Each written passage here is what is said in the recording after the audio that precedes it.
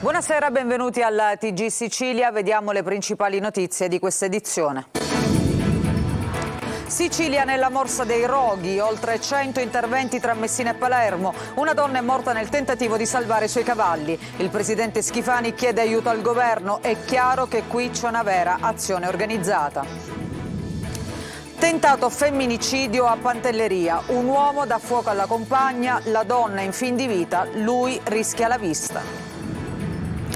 Il ministro Fitto a Palermo conferma: a giorni arriverà la terza rata del PNRR. L'obiettivo del governo è non perdere nemmeno un euro. Catania, partito l'ecotour della quarta municipalità per liberare il territorio dai rifiuti ingombranti. Tanti cittadini che hanno risposto all'iniziativa, ma la città rimane ostaggio degli incivili. E sempre a Catania, 800 ragazzi in piazza Università per la festa dei centri di aggregazione giovanile. Sport e inclusione a braccetto per una giornata all'insegna del divertimento. E infine calcio, in Serie B il Palermo perde la prima partita della stagione. Rosanero sconfitti 1-0 in casa dal Cosenza con un gol di Canotto nel recupero. Il Catania presenta Zanellato e prepara la prossima sfida contro il Foggia.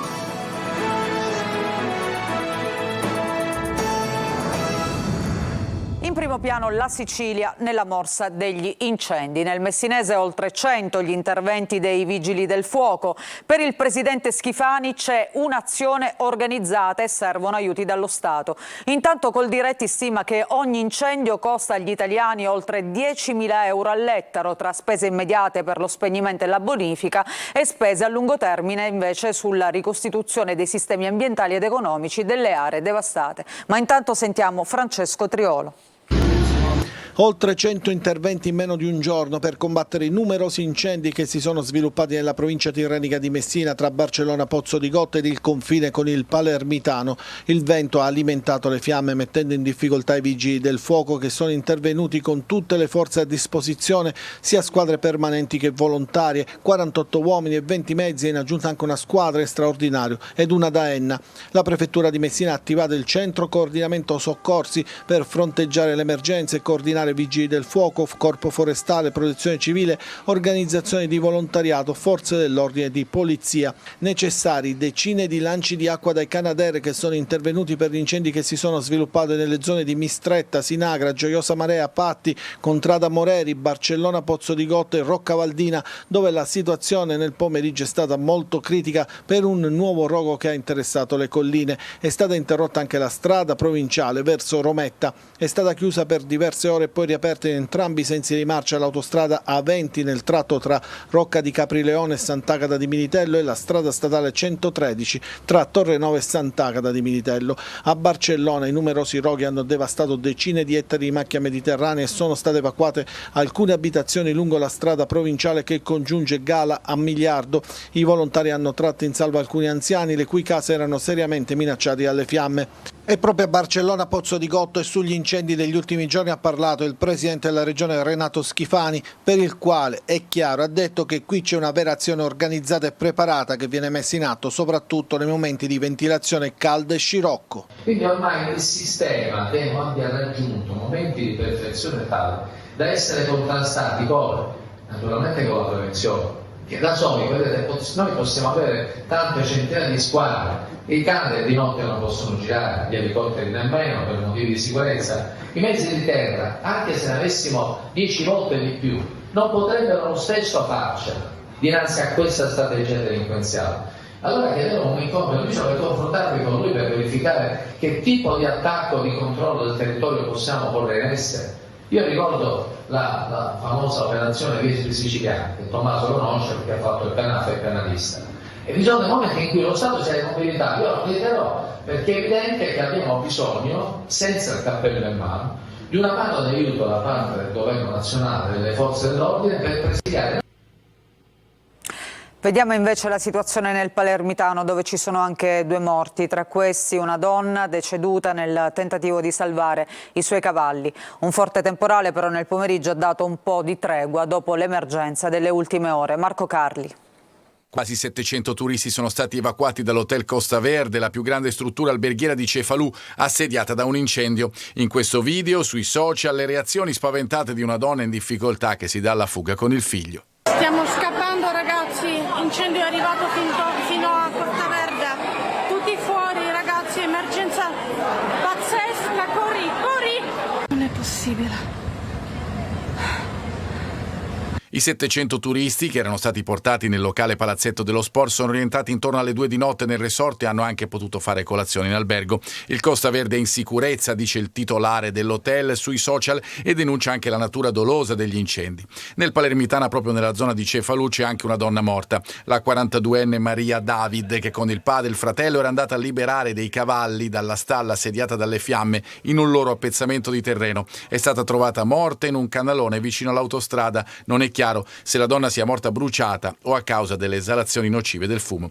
Per fronteggiare i tanti incendi è stato disposto il raddoppio del personale dei vigili del fuoco in servizio, oltre a quello proveniente dalle altre province della regione. 36 gli interventi in totale nel Palermitano, 2 Canadair impegnati. Per tutta la notte hanno lavorato 22 squadre, una all'opera anche presso lo stabilimento di Bello Lampo, dove si sta procedendo alla bonifica. Incendi anche a Partinico, dove è andato in fiamme un ristorante, a Termini Imerese, vicino all'area dell'ex stabilimento Fiat. L'autostrada Palermo-Catania è rimasta chiusa alcune ore. Sulla 20 chiuso il tratto Buonfornello-Castelbuono.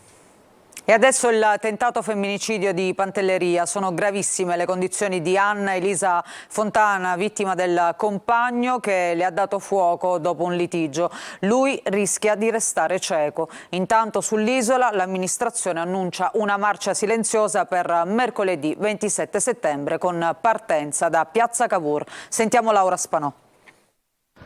Una lite iniziata in un bar del centro di Pantelleria ieri sera, poi continuata e degenerata nell'abitazione dove Annalisa Fontana, 48 anni, viveva con Onofrio Bronzolino, 52enne, operaio edile di Palermo. L'ultimo dissidio tra i due, pare. La tragedia è avvenuta nella notte nell'abitazione in via Maggiuluvedi, nel centro di Pantelleria. Annalisa Fontana ora è ricoverata in gravissime condizioni nel reparto grandi ustioni del civico di Palermo. Ha il 90% del corpo con ustioni di terzo grado. Annalisa ha 5 figli dal precedente matrimonio, una era presente al momento della tragedia. A dare l'allarme alle forze dell'ordine questa notte sono stati i vicini di casa che hanno sentito le urla della donna. Secondo le prime ricostruzioni pare che l'uomo abbia messo in atto il gesto al culmine di un litigio con la compagna. La lite tra i due pare che sia iniziata proprio in quel bar del centro di Pantelleria e poi è stata portata avanti a casa. Bronzolino a casa teneva una bottiglia di benzina che ha gettato sulla donna dandole fuoco. Paura e incredulità tra i condomini del palazzo dove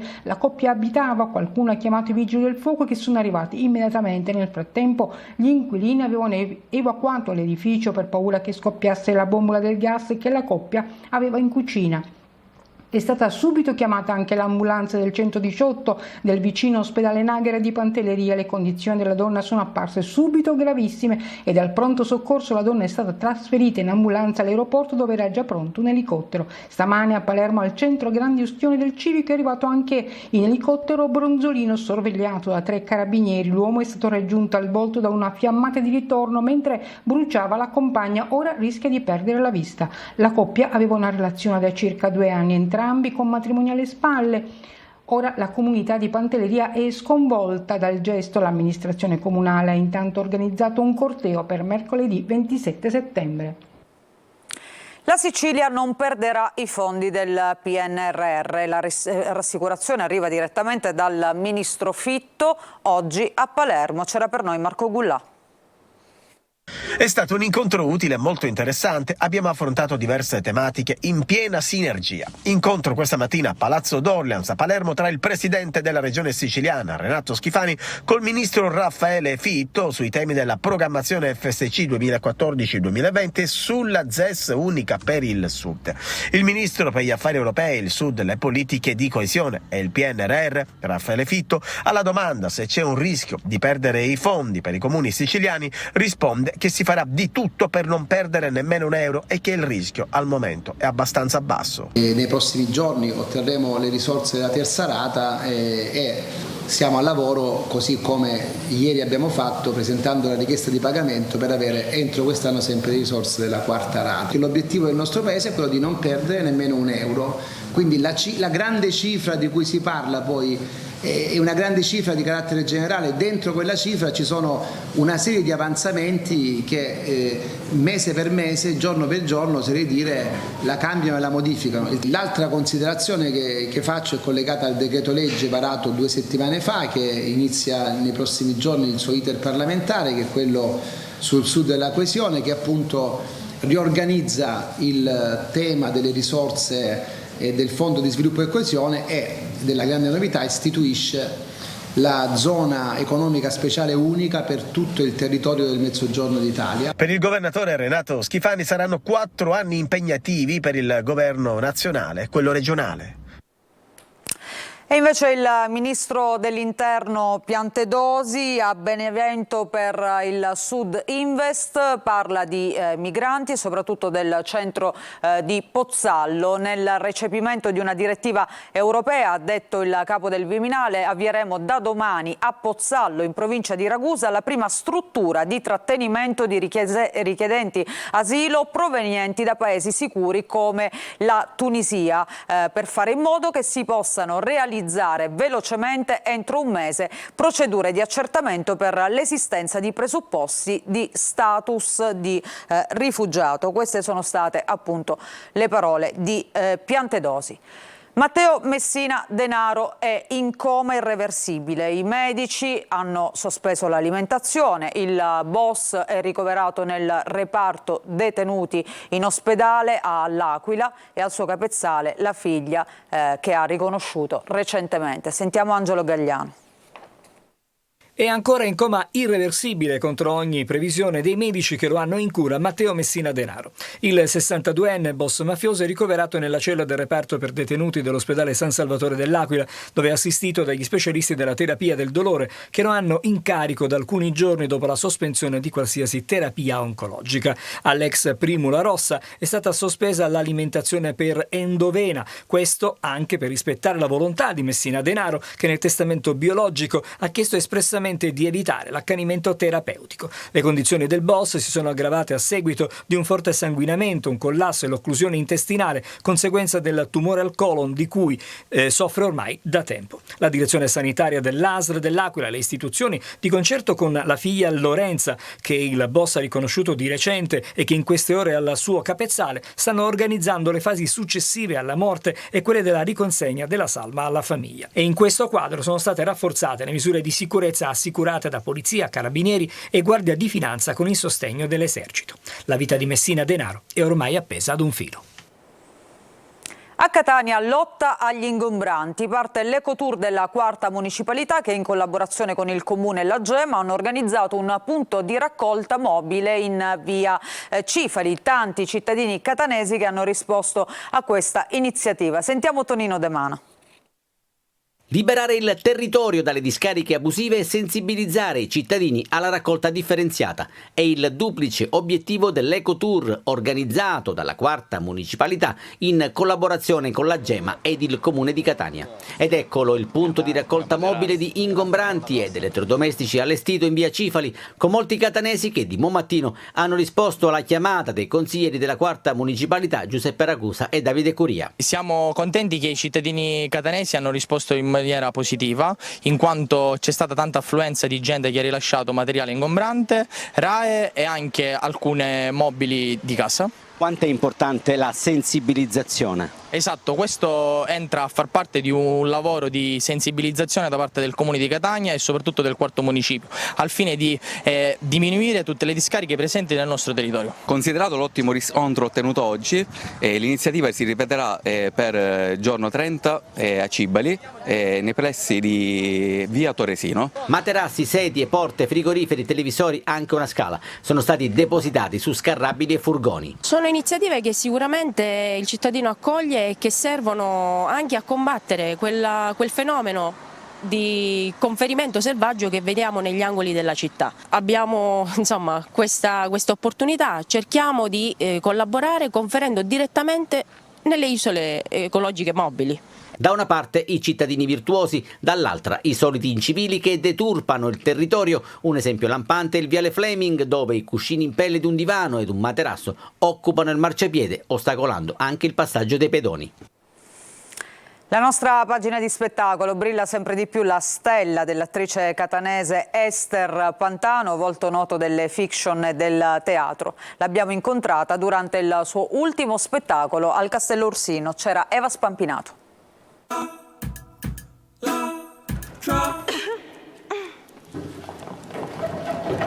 Una carriera in piena ascesa, carattere ottimista, una bellezza catanese dalle origini somale, stella emergente delle fiction TV, il pubblico ha amato la modernità del suo ruolo in Macari al fianco di Claudio Gioè e Domenico Centamore. Non vieni a letto?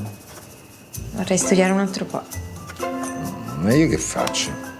Lei è Ester Pantano, 33 anni, catanese, promessa del cinema con un futuro nel mondo della musica. In questi giorni l'abbiamo vista in scena al Castello Ursino di Catania in Penelope, l'Odissea è femmina. Nei suoi sogni visionari lei riesce a vedere quello che succede, vede Circe, vede tutto quello che fa, vede i tradimenti, vede il suo cedere, vede il suo dimenticarsi della moglie, del figlio, realizza che ha veramente bisogno di trovare la sua strada, di prendere la sua libertà in mano. Ester non vuole rappresentare la classica bellezza siciliana, ha una personalità forte che imprime anche i suoi personaggi. Sono molto fiera di essere stata scelta dai registi con il quale ho lavorato per interpretare appunto sempre queste donne comunque rivoluzionarie nel loro periodo, nella loro epoca, che hanno assolutamente disarcionato qualsiasi stereotipo e qualsiasi funzione sociale predetta, preordinata.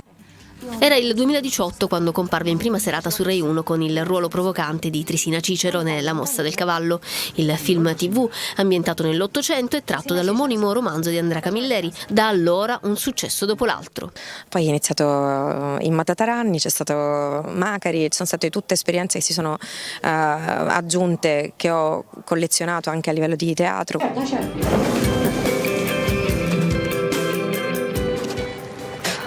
Fiducia.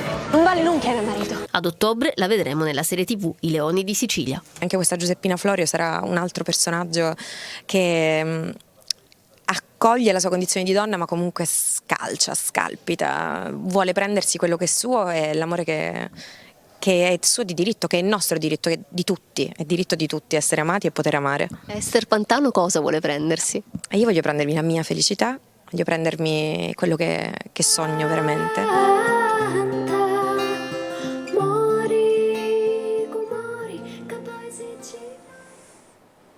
800 ragazzi in piazza Università a Catania per la festa dei centri di aggregazione giovanile, sport e inclusione a braccetto per una giornata all'insegna del divertimento. Vediamo. 800 ragazzi in piazza Università a Catania per la festa dei centri di aggregazione giovanili, promossa dall'assessorato alla famiglia e alle politiche sociali ed organizzata dalla direzione servizi sociali. Sport ed inclusione a braccetto per una giornata all'insegna del divertimento con giochi, arte, creatività, momenti musicali e teatrali. Via Etnea trasformata in un enorme palcoscenico, attori protagonisti giovani, il volto pulito ed innocente di una città in cerca di riscatto. C'è anche il sindaco Enrico Trantino che si diverte a sfidare un ragazzino. Che ha sfidato anche dei bambini, com'è andata? Ho perso, miseramente ho perso. Il bambino che è dentro di me molte volte fuoriesce. È un bellissimo momento, una bellissima occasione di aggregazione in cui alla fine i ragazzi, i bambini capiscono anche il valore dello stare insieme e devo ringraziare le tante associazioni che fanno tantissimo per tutti questi ragazzi, per tutti i nostri adolescenti, incidendo molto anche sul fenomeno della dispersione scolastica. Diritti ed opportunità per l'infanzia e l'adolescenza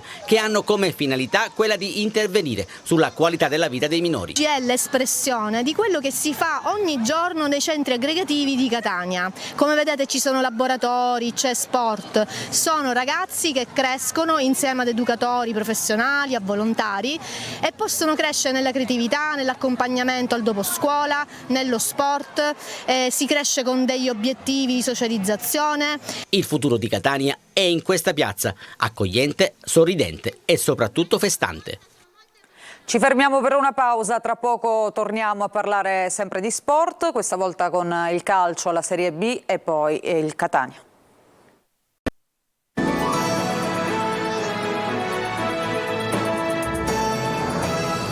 Seconda parte del nostro giornale, parliamo di calcio della Serie B, Palermo-Cosenza finisce 0-1, Canotto affonda il rosanero al 92esimo e questa è la prima sconfitta in campionato per la squadra di Corini. Sentiamo Marco Gullà. La prima sconfitta in campionato per il Palermo arriva nel modo più beffardo possibile. Il Palermo cade al Barbera contro il Cosenza che la vince al 91esimo grazie ad un Eurogol di Canotto.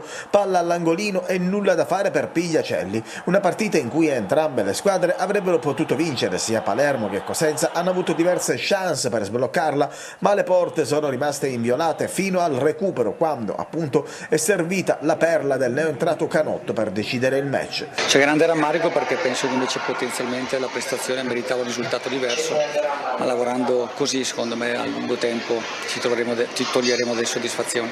Oggi c'era grande entusiasmo, c'era tanta tifoseria, dunque non aver regalato loro una vittoria ci dà grande tristezza, ma vogliamo prepararci meglio per andare a fare una gran partita a Venezia. Il Palermo non ha giocato male, ma è mancata la giocata. Di Francesco e Di Mariano hanno inciso poco, Brunori è palesemente sottotono, gli manca il gol che tarda ad arrivare. I rosaneri iniziano benino, Di Francesco ha la palla per segnare ma tira debolmente e Micai para. Le occasioni le ha anche il Cosenza che non si difende e decide di giocarsela, atteggiamento che spiazza la squadra di Corini. Ripresa, entra Lund, il Palermo cerca la chiave sugli esterni, ma i calabresi sono ben messi in campo. Lucioni ruba palla e serve Brunori che però tira centralmente. Al 66esimo, clamorosa occasione per il Cosenza, Mazzocchi frena, sterza e calcia, palla che sbatte sul palo. Corini mette dentro forze fresche, Mancuso ha la palla giusta ma tira sull'esterno e allora in pieno recupero è Canotto a siglare un super gol. Il Palermo si arrende, arriva il primo KO in campionato, martedì nel turno infrasettimanale rosanero a Venezia. Il Catania invece prepara al Massimino la partita di lunedì sera con il Foggia. Zanellato intanto completa il reparto di centrocampo dopo l'addio di Palermo. Marco Carli.